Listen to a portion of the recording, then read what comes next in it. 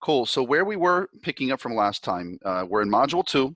We need to finish that out today. It's going to be very quick, some small things to cover, and then we will finish we'll start Module 3, which is really just a set of a lot of just tiny things that we need to cover, and we'll be able to solve a few problems as well. So we're going to get to that problem in just a moment that you see on the screen, but I'd like for you to unmute your mics, and I can't even see you at the moment. I'd like you to unmute your mics and tell me the answers to these one at a time. Someone tell me, what is 42, what is the first one? The answer to the first one, 42 divided by 5. That's not an easy one. You might need a calculator there. Let's skip that one because that's a decimal. It's going to be something, point something. What's the answer to the next one? Anyone?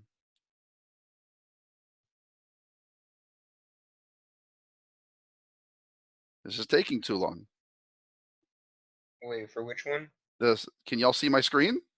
No. Well, then how could y'all have answered anything then? If you cannot see my screen, how can you even answer? I need to have someone saying, we can't see a screen. Can y'all see my screen now? Yes, we can. Yes.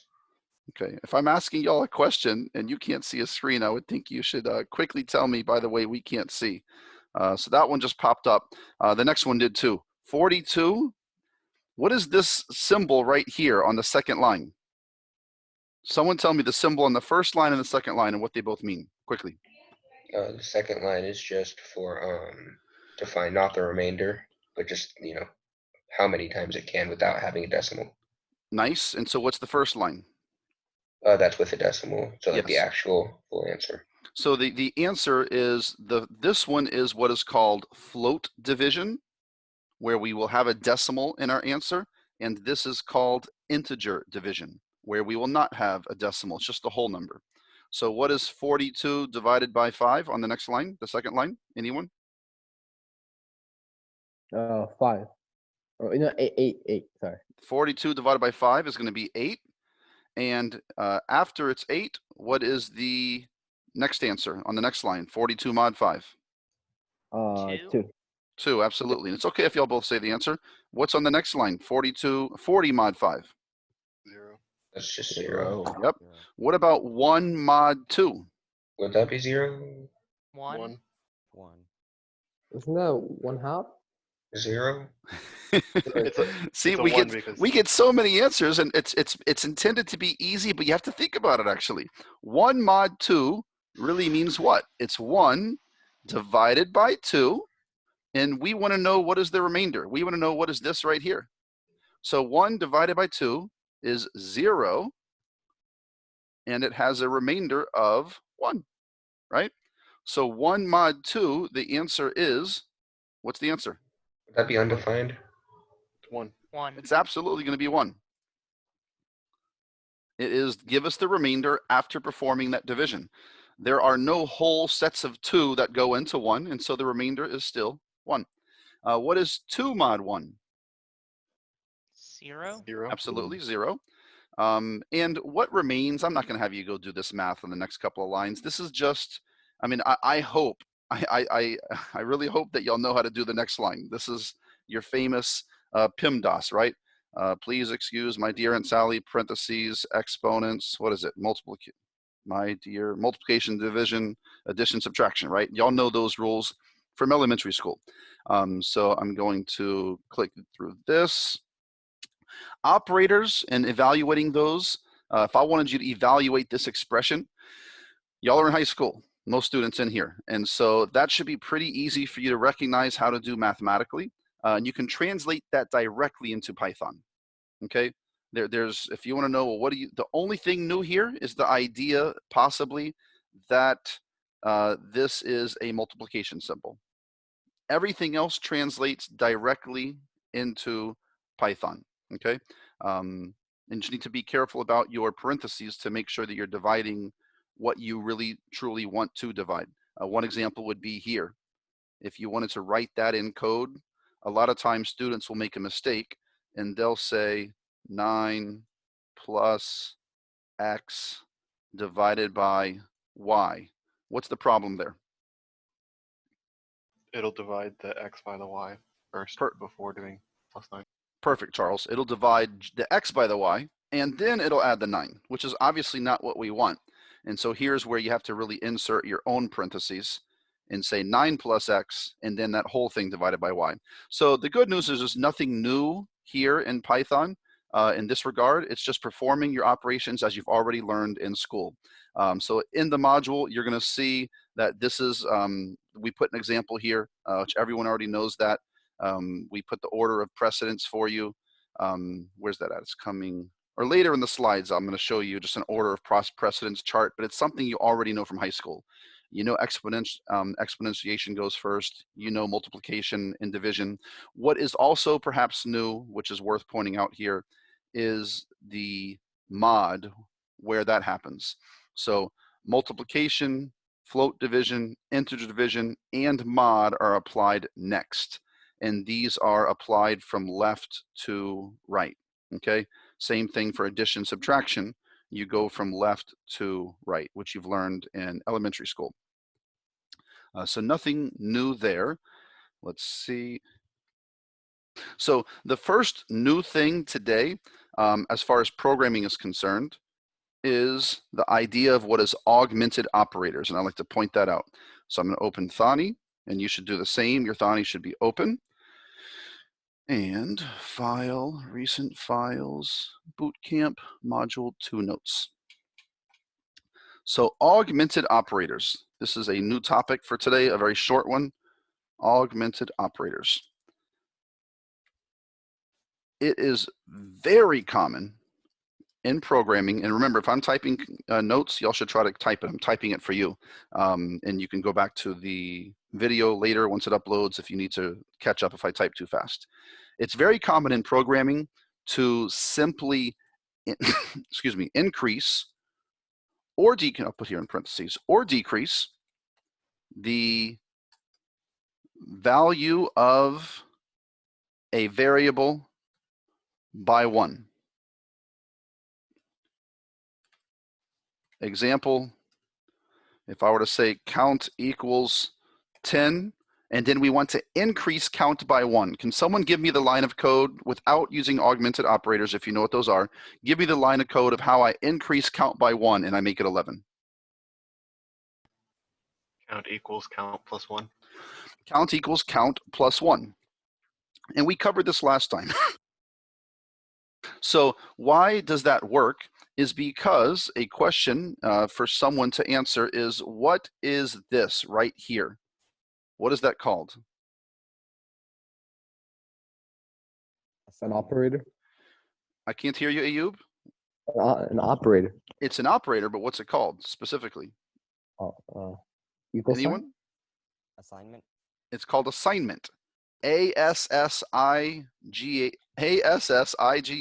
Assignment. It's an assignment operator. And when we have an assignment operator, we said we start, our eyes should look to the right of the assignment operator. So here's the assignment operator, and our eyes should look to the right, and we should evaluate what is on the right side. So here, I see count plus 1. Well, what is the previous value of count? It's 10. So we have 10 plus 1 is 11, and then that value 11 gets assigned into or saved into the variable count, okay? So, wow. So here we can, this is a very common line of code within programming. And so as a result, in many languages, you're going to see the following. Instead of saying count equals count plus 1, so instead of saying, or instead of typing count equals count plus 1, we have a shortcut. Count plus equals 1. That line of code does the exact same thing. I know it's kind of weird the first time you see it, like what? Plus equals 1? What is that? And make sure there's no space between the plus and the equals. What this says is, take the what that entire line says is, take the previous version of count, add 1 to it, and then save that result back into count. It's just literally the exact same thing as that. Okay, so now after line 174, count will be 12 because we have incremented count twice. And this is increment and decrement simply means to increment by, to increase by 1 in programming lingo. So here we have, again, increased by 1, the count. Okay. We can also use augmented operators for subtraction, multiplication, division, and mod. Okay. And so here I can, so let us decrement count. I can say count minus equals 1, for example. That's going to reduce count by 1, okay? And we could multiply count by something. If I were to say, how about x equals 10, and I want to multiply x by 7, I could say x equals x times 7, right? Or I could just say x times equals 7. Now let's use augmented operators to multiply x by 7, for example. Okay, so not the most confusing topic, just the idea that this is available to you. Usually programmers will not type count equals count plus 1. They'll just say count plus equals 1. It's quicker, it's easier. I know you'll like it. Students, we always like shortcuts and to limit our number of keystrokes. Okay. What next? So these are the augmented assignment operators that are available to you. Plus equals, minus equals, times equal, divide equal for float division, divide equal for integer float division, mod equal for remainder, and then the exponent equal to perform an exponent. Okay, and pointed out here that you cannot have these spaces between them. It has to be plus equal with no space between them. So this, or times equal right here with a space, would be incorrect.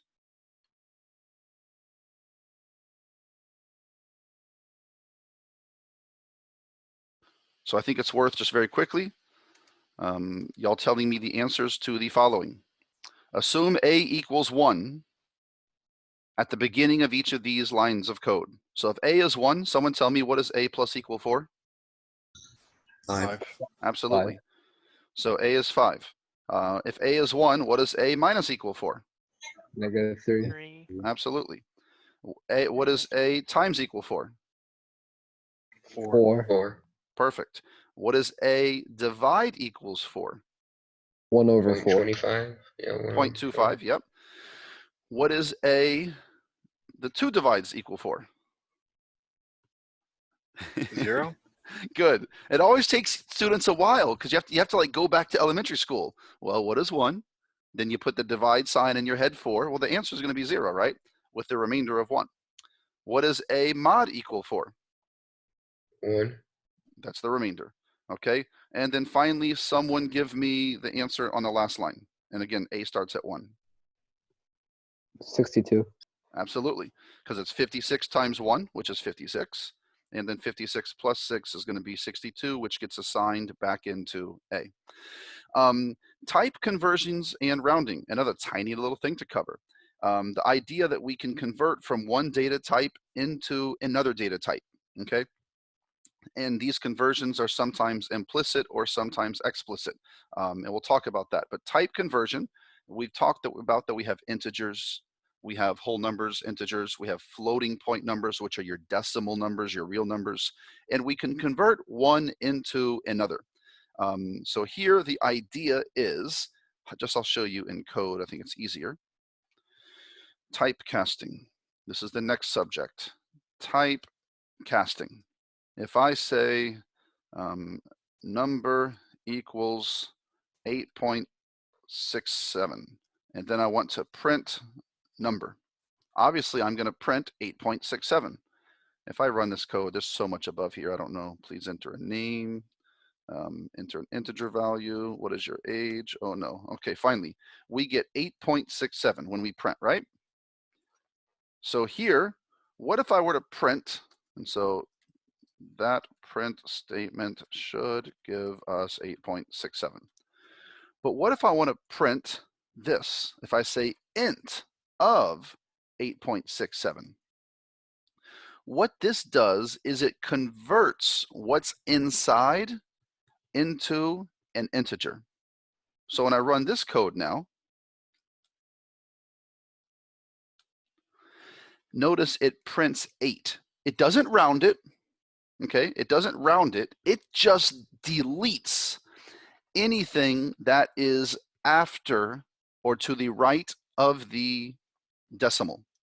It's called truncating, okay? It basically cuts it off. So when we use int bracket and put a floating point number inside the parentheses, okay?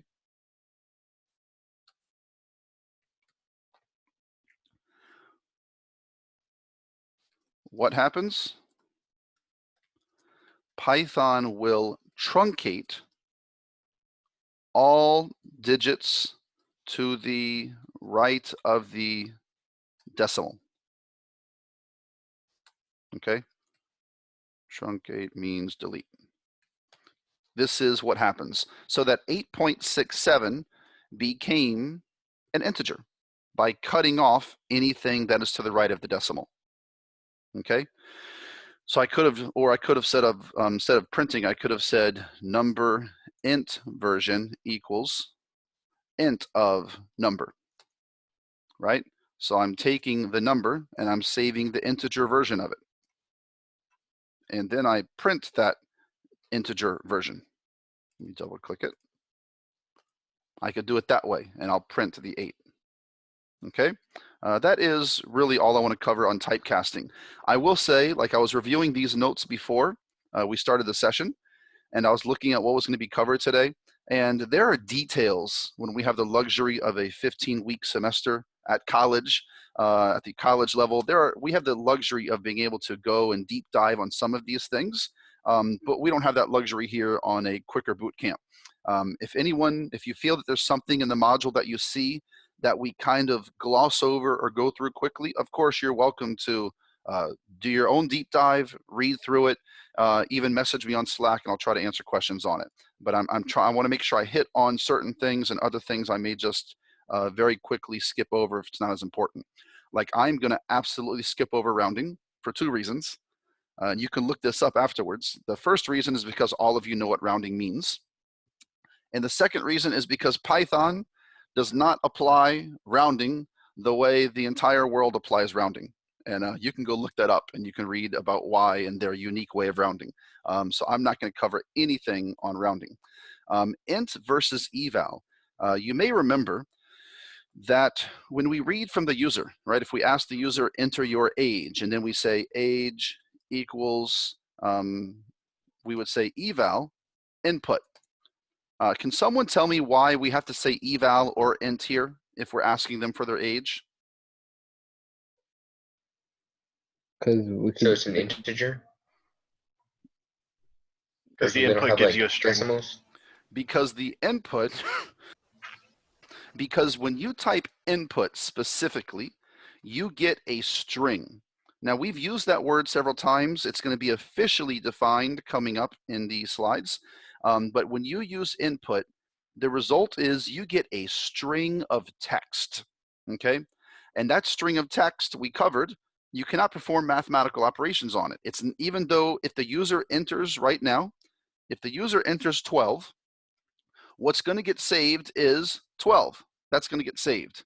And notice I put quotations around the 12 because even though we, in our heart of hearts, we know it's a number, The computer understands it not as a number, it understands it as individual keyboard characters. That's it. It doesn't understand it as a number 12. But when we type the word int or eval beforehand, it tries to evaluate that string 12 and it recognizes, oh, that's a number, right? So we've used eval till now. You've also perhaps seen me use int previously, and now we showed you about casting today specifically. So what actually happens, or I could ask you, what is the difference between int or eval? Eval specifically, so let me do this. Difference between int and eval. Eval will attempt to evaluate whatever is inside the parentheses, okay?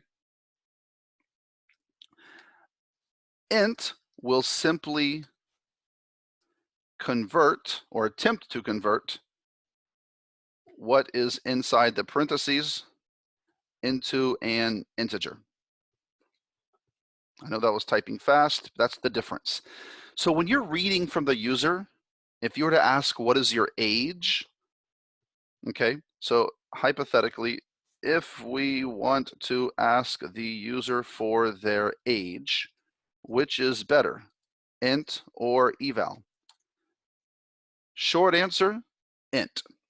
And the argument for that is programmers will tell you is we want control as programmers.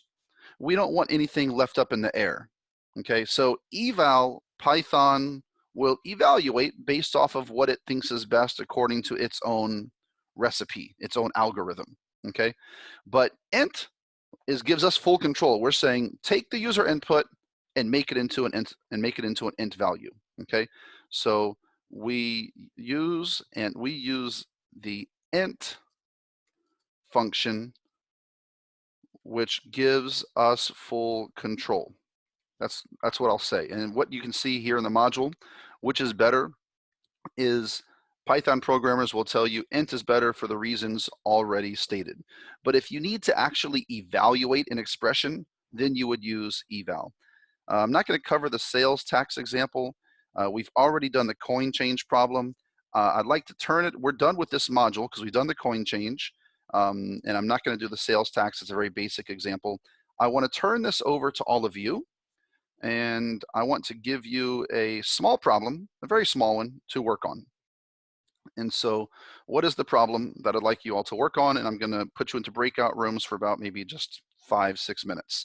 A very simple problem is, and so make sure you type this up.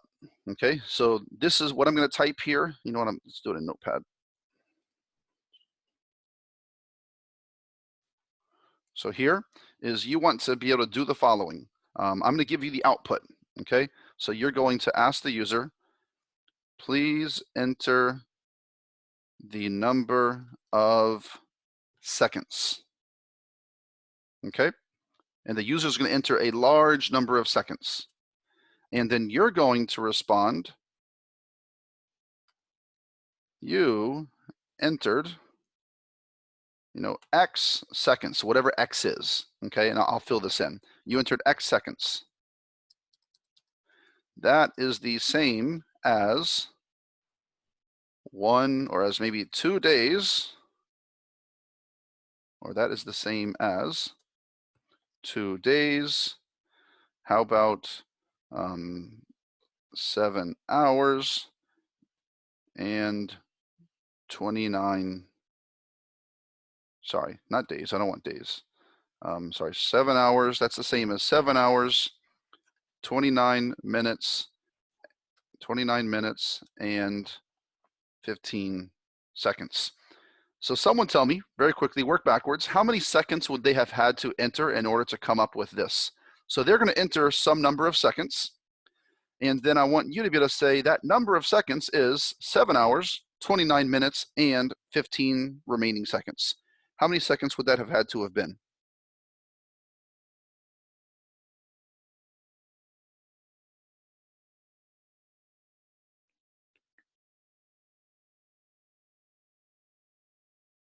1,740 seconds. Nope, it's bigger than that. 26,755 seconds. Uh-oh, I may have done the wrong answer. That sounds closer. I may have done the calculation wrong. I mean, how many seconds are going to be in a minute? 60. Yeah, and how many seconds are in an hour? 3,600. Yeah, 3,600, right? So 60 times 60. So you take 3,600 times 7. 7 hours, plus you're going to take 29 times 60, and then you're going to add the final 15 seconds. I get 26,955. Did I do That that is also wrong? what I got. That is also Okay. what I got. So I got 26,955. So if the user had entered 26,955,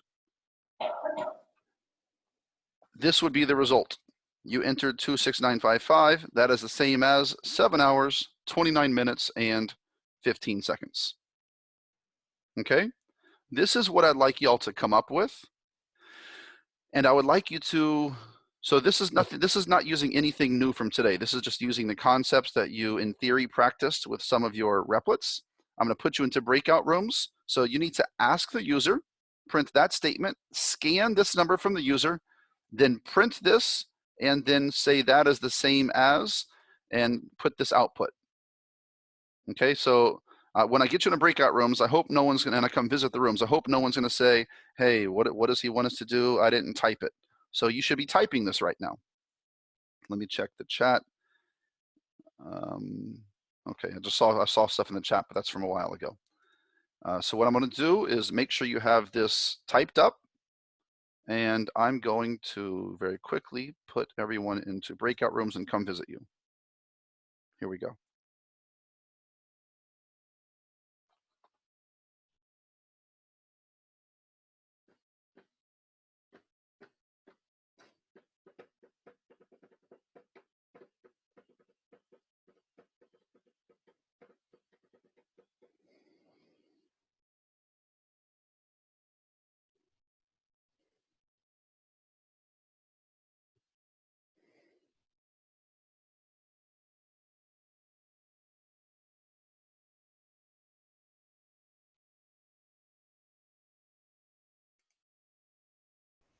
I could do it, I guess.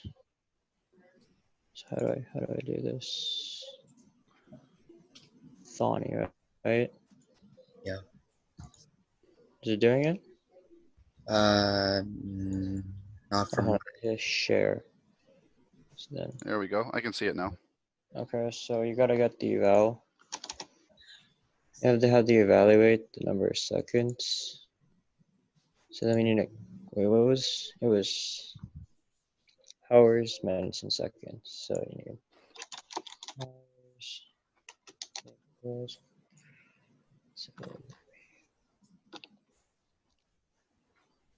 the 60 minutes would be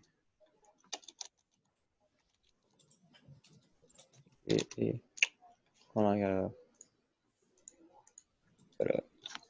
don't you have to mod E by E of 360 to get the remainder?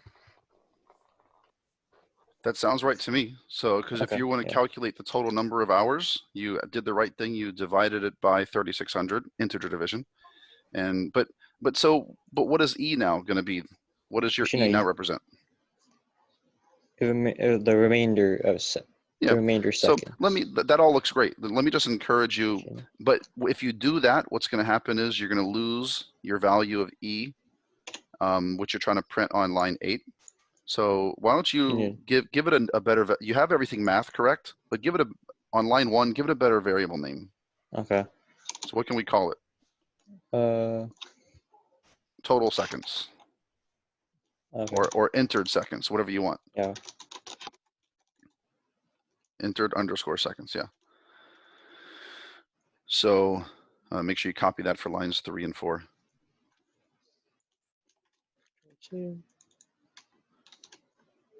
But now you're not going to Control Z again.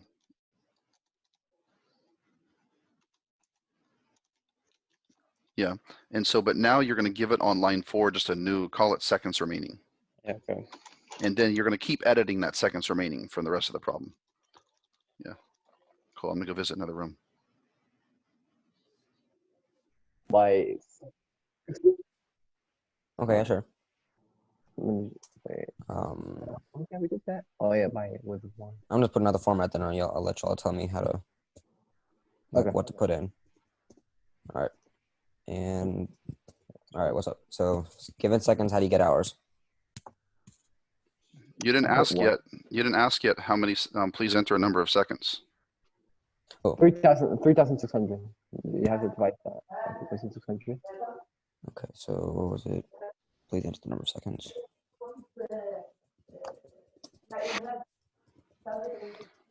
Is this our Mariam? It's one of the Mariams.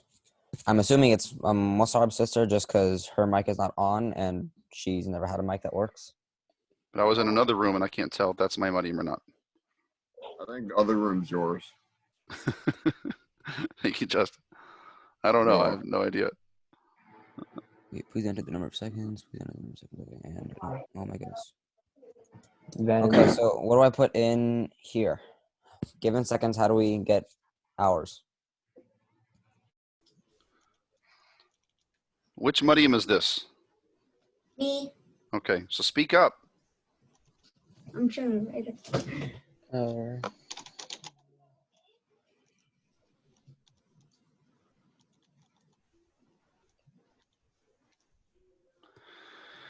So let's see. You did your seconds remaining and you got your minutes. Yeah, that all looks fantastic. So after you're done, let's have you 3 speak about it. You have 2 other people in here, Jonathan. Let's make sure y'all all get it to that you all understand it. I'm gonna go visit another room. Okay.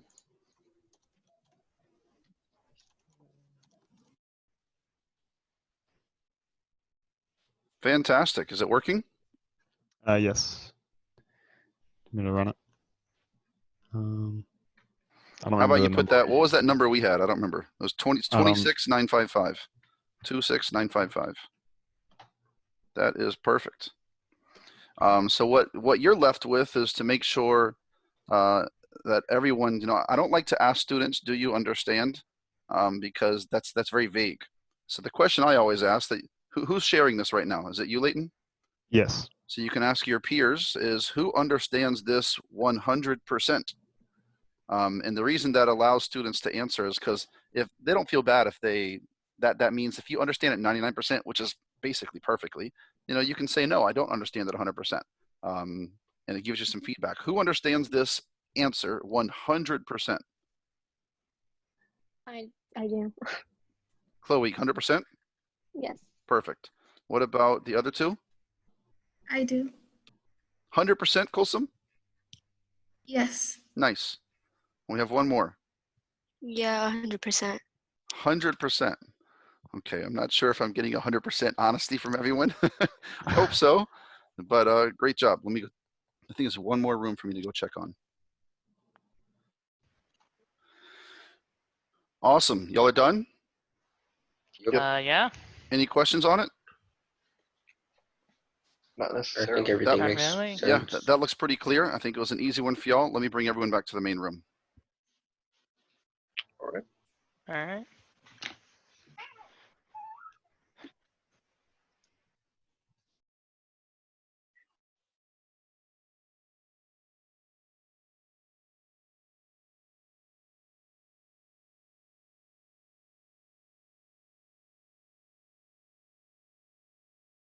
We can't hear you, or at least I can't. That last room I was just in, I don't remember everyone I saw, but I think I saw Nate and Sean and David, possibly. Was that? Yeah, as well as And Charles was Charles. with us. Whoever had the code for that room, can y'all show it? Can you share your screen?